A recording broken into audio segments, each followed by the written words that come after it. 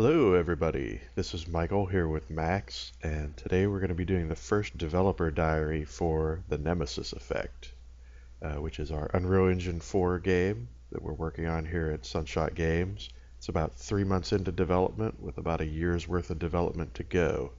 And what we're showing off here today is our first interactive prototype of the game in action. So you might be asking yourself, what is the Nemesis Effect and what is it all about and why should I care?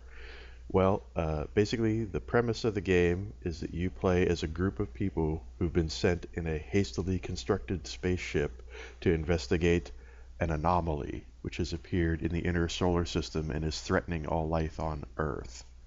So you can actually see a crude representation of what the anomaly might look like here behind my companion Max. And also you can see, if I back up here a little bit, Max's avatar kind of moving around and interacting with me here in this level.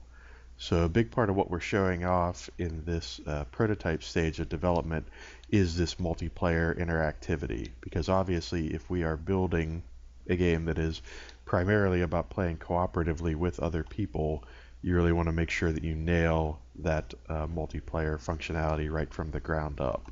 And so that's what we're trying to demonstrate here, in addition to a bunch of other things. So I should also do a quick aside here. You'll see we have our silent friend standing over here in the corner, and this basically represents a Mac client who is connected to our Windows server that we're currently running, just kind of showing off the cross-platform compatibility that we already have implemented in the game. And if I reach over here and hit the spacebar on the Mac, you'll see that that client actually jumps and interacts in a similar fashion to how we do. So again, just trying to show that even at this early stage of development, we are very much focused on creating a quality multiplayer experience. So, having said all that, let's take a quick look around what we are referring to as the Apex, which is the ship that you are actually sent to investigate the anomaly on. And I'll just take a quick look at this wall here and let you guys take a look at this text. You can pause the video if you want and actually read it. But basically it just summarizes what I just went through. The idea basically that you're sent on this ship to investigate the anomaly and figure out how to stop it. And as you might imagine, that's where the cooperative aspect of the game comes into things. Basically you are able to have different people on the ship acting in different roles. So you can have people acting as scientists, conducting science-like puzzle-like mini games to figure out the anomaly's nature and how to stop it. And then you have other people who can act as engineers, running around fixing all the stuff on the ship that's breaking and ensuring that it can actually reach its destination before it falls apart at the seams. There are also going to be a couple of other roles which we'll talk about in more detail later, such as a tactical officer who would focus on protecting the ship and keeping it secure, and a command level officer who would kind of coordinate the efforts of everybody who's playing, if you have enough people actually playing for that to make sense. So you can kind of imagine how the consoles on this ship might have extra buttons and switches and gizmos on them to let you control various aspects of the ship's systems, as indicated by this little example over here. So you can see here we have a door lock, which currently is green, which would allow Max to kind of walk through that door uninhibited. So you can leave out there, come back in, no problem whatsoever. But if I were to say activate this door lock and he would try to go through that door, you'll see it's not going to actually let that happen. But more importantly than me doing that is the fact that if he were to go over to that door lock and activate it, you can see that that change is reflected to me on this other machine. And I can actually step through the door and interact with it properly. And if he flips the switch again, I see that, and the door ceases to function for me as well.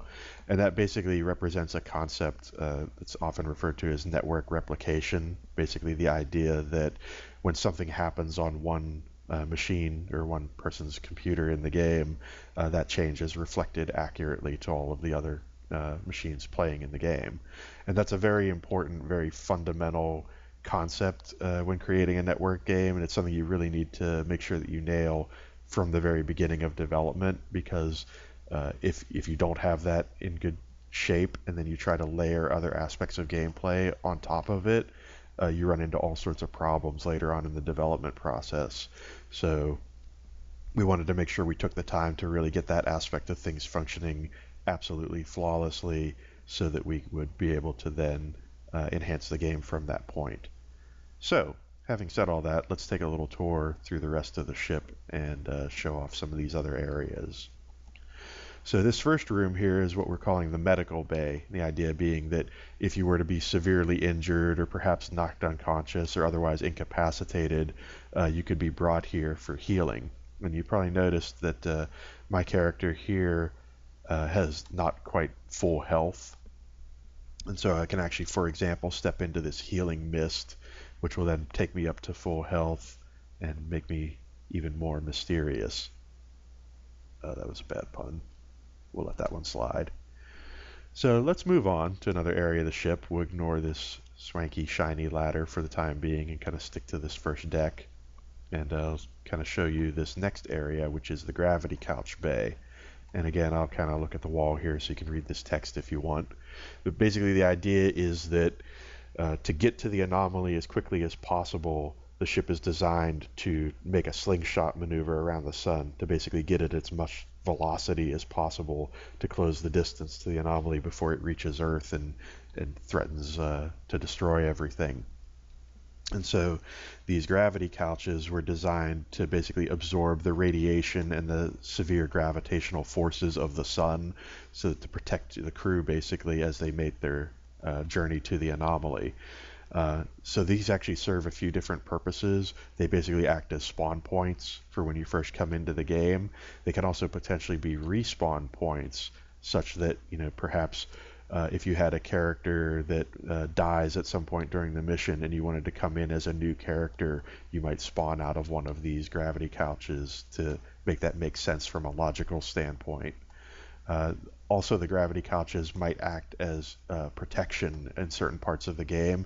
For example, you might be moving towards the anomaly and then some nasty radiation or some nasty gravitational field comes out of it, and you might have to temporarily retreat to these gravity couches to be protected from that until it passes. Basically, the idea is with every room on the ship, we want to create multiple functionalities for that room so that it doesn't just serve one purpose but can actually serve many purposes depending on what's happening in the game.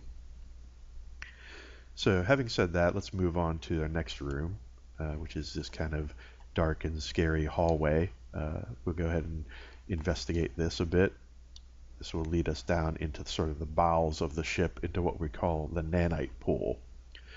And nanites are actually a pretty important part of the game. They represent basically a universal kind of mechanism that allows you to do a variety of different things. You've probably noticed by now that I'm holding a gun in my hand.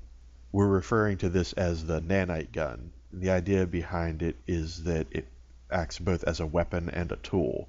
So basically you can fire off the default mode, which is a damaging mode, which fires these red nanite projectiles, which hurt whatever they hit. Or you can fire these green nanites, which heal or repair whatever they hit. So for example, if I were to shoot Max with a couple of red nanites, that would take some of his health down, and if I were to shoot him with a couple of green ones, that would take it back up. And you'll notice if he does the same to me, if he gives me a couple red ones right in the chest, you see that's taking my health down. Now if he switches to the green firing mode, you can bring that back up and keep me healed. So you can imagine how you could do that with friendly crew members, potential enemies who might board the ship, hull breaches or other malfunctioning systems on the ship that might need repaired. Those sorts of tasks are what you might use the different modes of the nanite gun for. And you notice that since I'm basically standing in the nanite pool here, I can actually kind of fire off as many of these as I want, and my supply of them will kind of constantly be replenished as I do that. But if I were to, say, climb up out of the pool here and go back into this hallway and fire off a few, you can see my supply is actually going down. But since I like nanites, I like to have lots of them, I'm going to go grab some extras and fill up my container. So let's go and investigate the last room here, which is the science lab. This is basically where players can come to conduct the science-themed puzzle-like mini-games that I mentioned previously. So basically you'll have players who are acting as scientists and want to perform that role kind of coming here and using these consoles to interact with them and play those mini-games to figure out what the anomaly is and how to stop it. But you can also see here that not everything always goes super well in the science lab. So what we have here is just a simple example of a basic two-stage interaction that we've set up. So basically you have this console on fire, and you'll notice that as I move towards it, my oxygen level goes down because you've got the fire kind of sucking some of the oxygen out of the room. And if I actually get too close to the console, you'll see I actually take damage and get pretty jacked up from the fire, as you might expect. And again, this is really just a simple interaction to show you kind of how this sort of thing might work.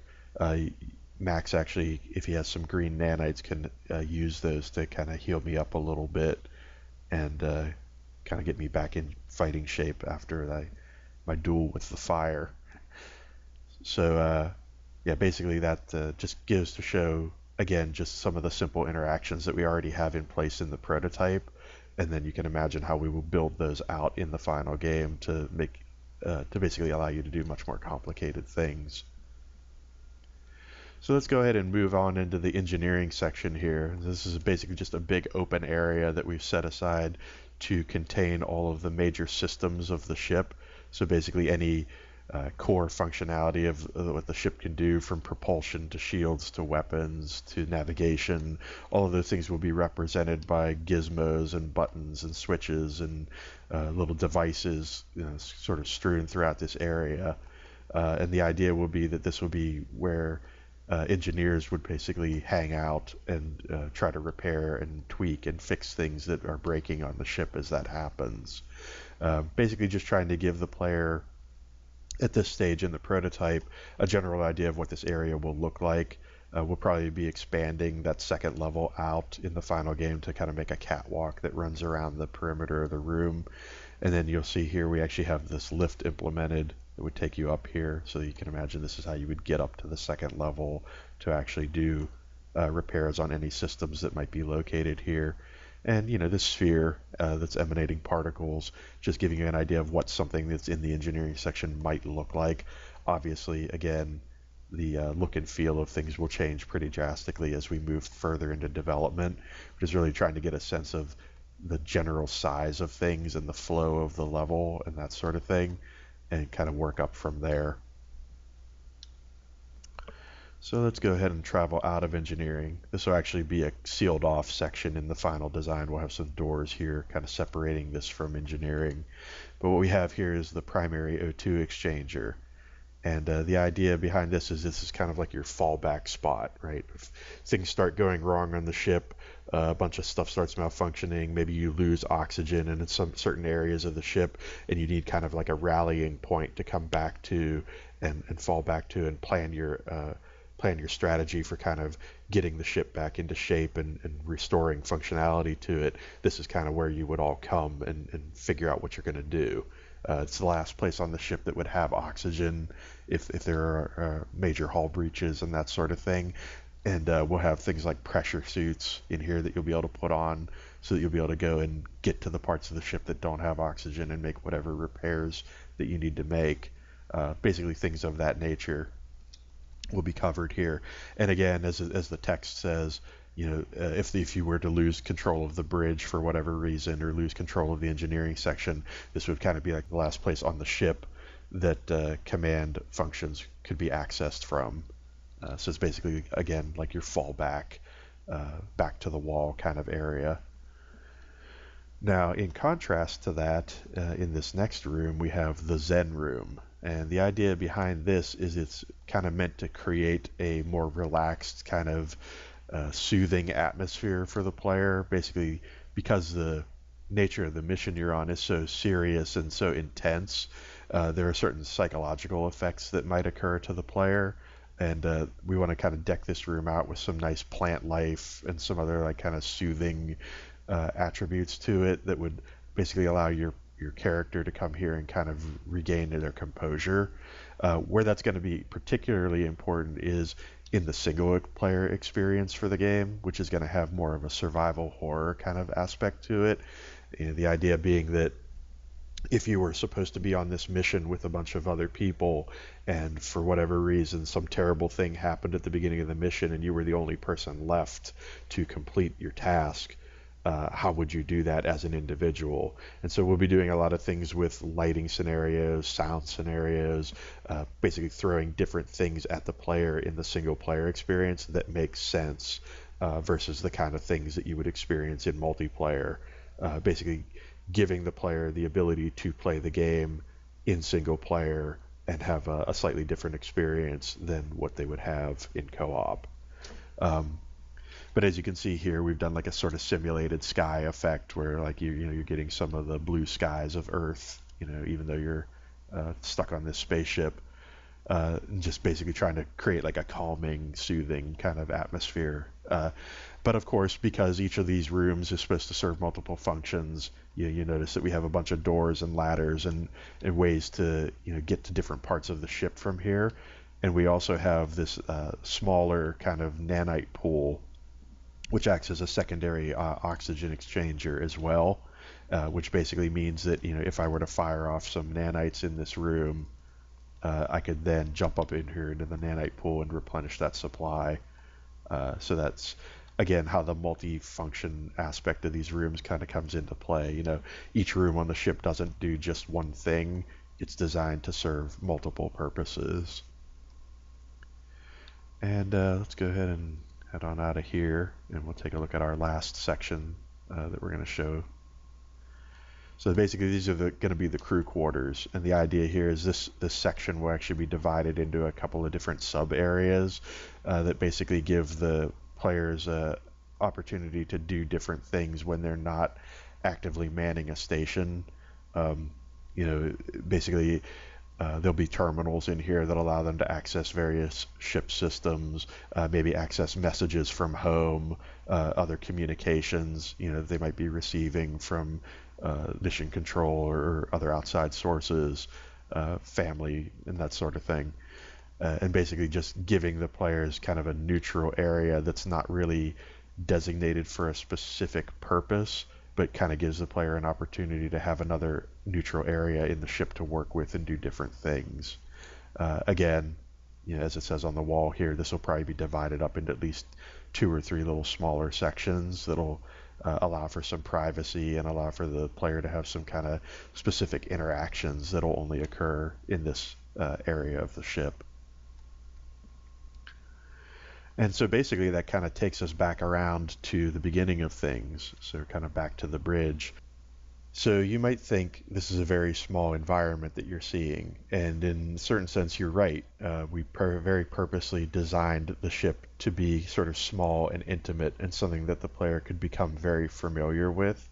The idea behind this game is that each playthrough of the game will take about 1 to 3 hours to complete. The hook to it, the thing that's kind of special about it, is that each time you play through the game, various aspects of it will change. The nature of the anomaly will change, so basically how you stop it and how you figure out what it is and where it came from. The things that go wrong on the ship will change, and the things that you encounter on the way to the anomaly will change.